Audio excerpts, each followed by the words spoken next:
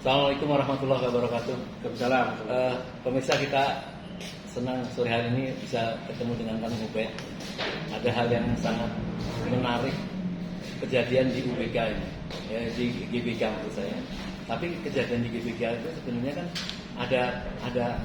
ada rangkaian yang sebelumnya, yang rangkaian itu jadi perubahan yang membuat sesak napas yang masuk dalam pertemuan resmi di Golkar mengatakan hati-hati memilih pemimpin.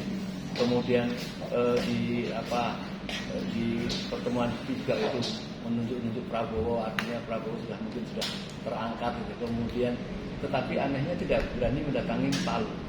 Nampaknya khawatir, berhitung juga nih, kalah Amor dengan Anies, dan kayak membuat suatu hal yang baru di GBK dan menunjuk orang lain. Nah, ini membuat marah tentunya yang sudah terlihat itu kan ada dari PDI kan, lancar seperti itu. Nah, saya kira ini yang perlu saya tanyakan menurut Kang Ubed ini ada apa ini kok kayak dia ini resah, kayak takut jadi presiden lagi itu ini apa?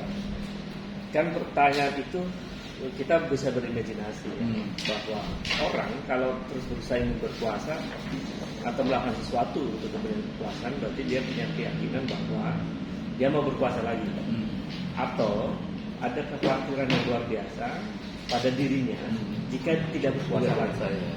Ya, itu yang kemudian melakukan banyak manfaat politik, termasuk yang muncul di GBK itu. Saya kemarin lewat situ, lewat Jalan Sudirman, karena mau ngantar izin untuk menjadi juri satu festival warna dan khusus tingkat nasional kalau salah. Macet luar biasa dan ternyata banyak emak. Saya melihat itu bukan masa organik, kami masa yang digerakkan oleh kepentingan pragmatis. Dan itu menurut saya peristiwa itu memalukan lah ya. Ada mengumpulkan banyak orang yang angkanya secara finansial mungkin lebih dari 50 sampai 100 miliar. Di saat yang sama Cianjur sedang membutuhkan uang untuk menangani akibat gempa. Jadi nggak ada empati dari peristiwa itu. Yang kedua, tagline-nya kan Nusantara bersatu. Tapi di belakang layar mereka tidak bersatu. Narasinya bukan persatuan, tapi penangkapan, provokasi, kan seperti yang disampaikan oleh Benny Ramdhani terhadap presiden untuk menangkap kelompok-kelompok kritis dan seterusnya. Jadi narasinya bukan narasi persatuan, tapi narasi perpecahan. Jadi ini ada kontradiksi di situ. Kemudian yang kedua juga menunjukkan bahwa pertemuan di GBK itu adalah pertemuan inkonsistensi seorang presiden. Misalnya presiden memerintahkan kepada Menpora agar tidak menggunakan GBK sampai Komisi Internasional Sepak Bola U20. Ya, saya kira di satu sisi menteri melarang, tapi kemudian justru presiden menggunakan. Kemudian di sisi lain misalnya presiden menyatakan sesuatu yang sebetulnya menurut saya tidak berkualitas. Misalnya mengukur seorang pemimpin itu dari ciri-ciri fisik, itu kan levelnya turun rendah, karena hanya di zaman sebelum abad pertengahan orang memilih pemimpin berdasarkan fisik. Setelah modern kita lebih pada substansi ya, pada kualitas. Itu ya tergambar dari seorang presiden yang mengatakan ciri-ciri fisik, rambutnya putih, wajahnya berkerut. Itu saya kira ada dua hal. Satu itu menunjuk itu, yang kedua orang kenal menangkap bahwa nampaknya belum tobat tentang ini 3 periode ini. Awal-awal dulu kan dia mengatakan orang yang mau mengangkat saya yang 3 kali mau menampar muka saya, tapi tidak berhenti. Kemarin itu nampaknya kental kan itu. Ya, itu kan juga terbaca dari pertemuan di HIPMI yang jadi ajang tinju itu kan. Itu kan sampai muncul ada diksi amandemen dari seorang ketua DPD di hadapan presiden, dan presiden nampaknya juga menikmati situasi itu, dan itu menggambarkan bahwa ada ketidakpastian yang disuguhkan oleh presiden untuk menghadapi pemilu, dan bahkan mungkin pemilu juga mungkin ditiadakan dengan narasi amandemen UUD 45, dengan narasi tidak hanya UUD 45, tidak hanya amandemen, tapi juga misalnya bicara soal tahun 2023 adalah tahun yang gelap dan seterusnya. Itu kan narasi-narasi yang diproduksi untuk kepentingan yang sangat politis yang mestinya itu tidak diucapkan oleh seorang presiden. Kang Ubed melihat apa komen dari presiden pada saat Ramdhani mengadu domba? Apakah nampaknya setuju atau Iya, saya sih melihat presiden itu menegaskan mau dikencengin itu. Jadi maksud apakah mau dikencengin begitu? Jadi semacam ada persetujuan dari presiden. Dan memang presiden ini kan menurut saya ya salah satu kelemahannya kedalaman berpikirnya di situ yang menjadi persoalan yang menurut saya kurang ya. Nah, saya kira kan ini yang menurut saya lama kelamaan bahaya kalau dibiarkan. Artinya seorang pejabat melakukan sesuatu yang sifatnya katakan konstitusional ya. Baik yang 3 periode apalagi Ramdhani juga mengatakan fitnah ini kalau dibiarkan kan berbahaya. Nah, saya melihat sekarang kalau kita menanggapi secara logik, saya melihat senang ya lahirnya nongolnya para tokoh-tokoh muda, doktor-doktor kayak Bang Ubed, kayak Pak Yani, kayak Pak Marwan, semua banyak lah itu. Nah, mengapa tidak mencoba menyuarakan? Ya, dulu ada petisi 50 itu semua mengeluarkan gagasan-gagasan, kemudian timbul narasi yang kemudian melakukan suatu perubahan. Apa itu tidak bisa dilakukan? Sebetulnya kaum cendekiawan hari ini dan sudah berkali-kali sudah mendengarkan pemerintah ini melalui misalnya ketika revisi undang-undang KPK, kaum cendekiawan juga belum menyatakan sikap. Kemudian tes wawasan kebangsaan pada waktu itu juga, kemudian termasuk undang-undang Omnibus Law. Dan kita sudah terkonsolidasi sebetulnya melalui apa yang disebut dengan KIKA, Kaukus Indonesia untuk Kebebasan Akademik. Itu adalah kelompok intelektual kaum muda yang kemudian memiliki pikiran-pikiran jernih agar bangsa ini diselamatkan dari situasi yang membuat demokrasi makin buruk, korupsi merajalela, hukum tidak ditegakkan dengan benar dan seterusnya. Itu kegelisahan kami itu sebetulnya ada dan kami sudah bersuara.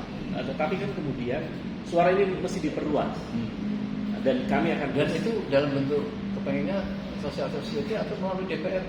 Apa sudah putus asa melalui DPR? Yes, kami sih melihat bahwa DPR tidak lagi menjadi bagian proses politika yang merawat check and balances itu.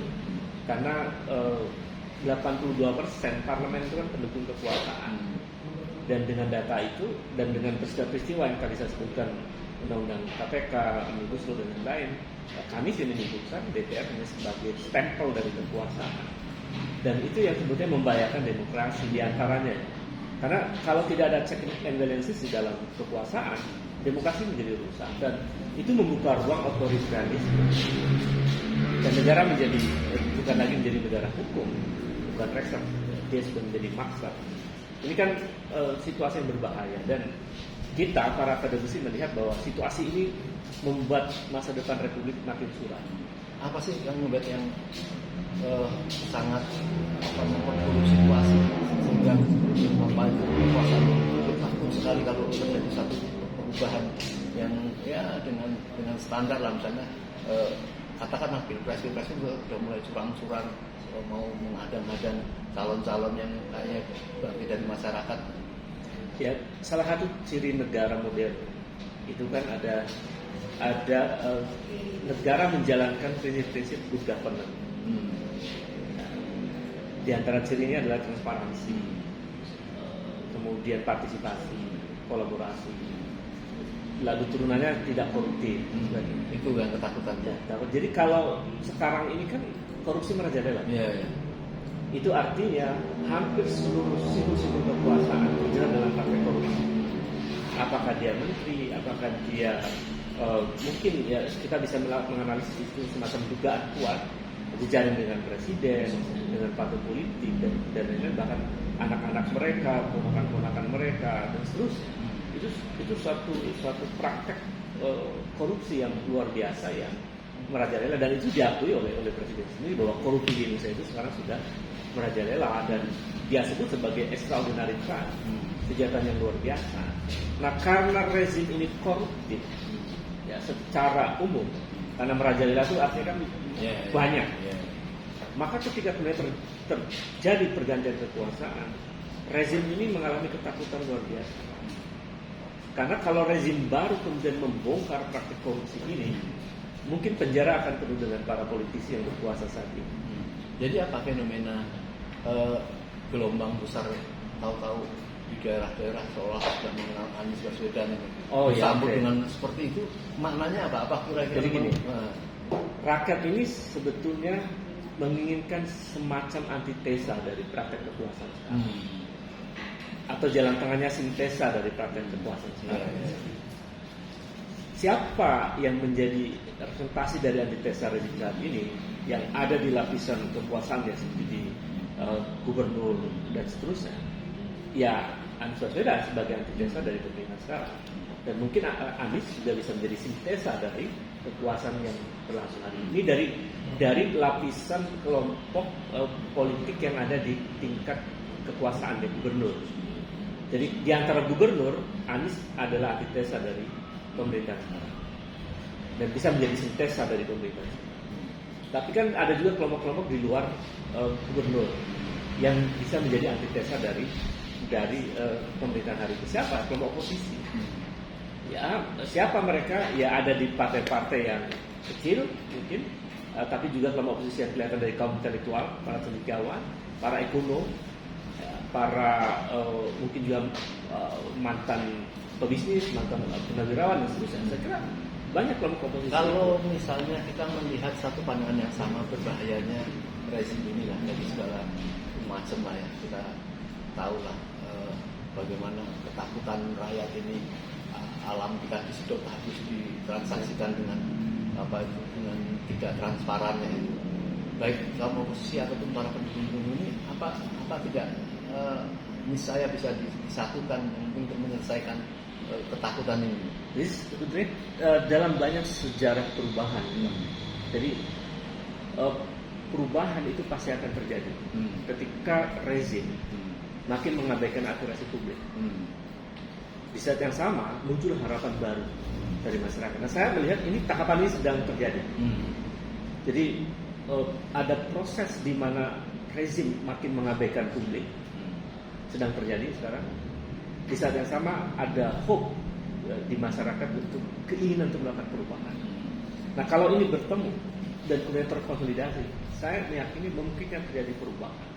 Yang kemudian perubahan itu bukan sekedar berubah orang, tapi saya meyakini banyak orang kemudian menginginkan perubahan besar, melakukan atau semacam menata ulang satu praktek kekuasaan yang selama ini jauh dari cita-cita proklamasi kemerdekaan Republik ini. Jadi basis keinginan perubahan itu adalah pada tujuan bernegara. Jadi kalau tujuan bernegara itu kita inginkan menjadi nyata, maka perubahan besar harus dipandu dengan tujuan negara Republik ini. Kalau perubahan itu katakanlah orang berharap pada penggantian presiden di masa-masa pilpres itu ya, dan nampaknya ada ketidakrelaan dari oligarki dan kekuasaan yang bergabung dengan oligarki. Kalau ada seorang katakanlah Anies lah sekarang ini, nampaknya mau dijegal-jegalkan kemarin dengan korupsinya, dan kayaknya juga akan digagalkan pencapresannya karena mungkin harus melalui presidensial threshold itu kan agak susah diganggu-ganggu. Itu terus gimana jalannya? Jadi saya kira oligarki sudah waktunya mereka bertobat ya, untuk tidak lagi mengeruk kekayaan demi kepentingan mereka. Karena kan sudah terlalu lama mereka mengambil keuntungan dari jalannya negara ini.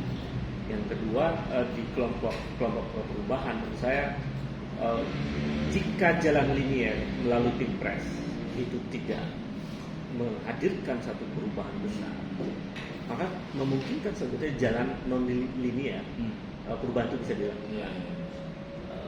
Kan itu terjadi di banyak peristiwa sebetulnya.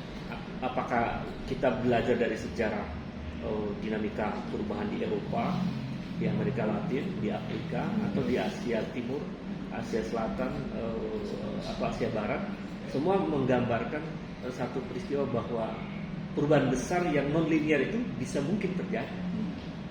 Jadi kalau sekarang kita berada pada sebuah pilihan, kalau perubahan linear melalui mekanisme elektoral kemudian dibendung, dihalang-halangi begitu, padahal yang ingin berubah ini sebenarnya untuk kepentingan Republik, untuk kepentingan negara, lalu dihalang-halangi, saya meyakini hukum perubahan itu akan membangun kekuatannya sendiri. Dan itu sebetulnya kerugian besar juga buat mereka para bisnis kalau tidak pro pada perubahan. Negeri ini sudah waktunya untuk berubah, untuk memikirkan masa depan negara, untuk memajukan negara. Bukan lagi gondok-gondokan untuk apa yang sifatnya sangat pragmatis ya kepentingan mereka. Utamakan kepentingan negara. Jadi jika ada generasi baru, kelompok baru yang ingin menata ulang Republik ini menjadi lebih baik, menurut saya semua kita mesti respect. Saya melihat bahwa rakyat ini sudah mempunyai ada kesamaan berpikir. Siapa sih sebenarnya katakanlah rezim ini gitu.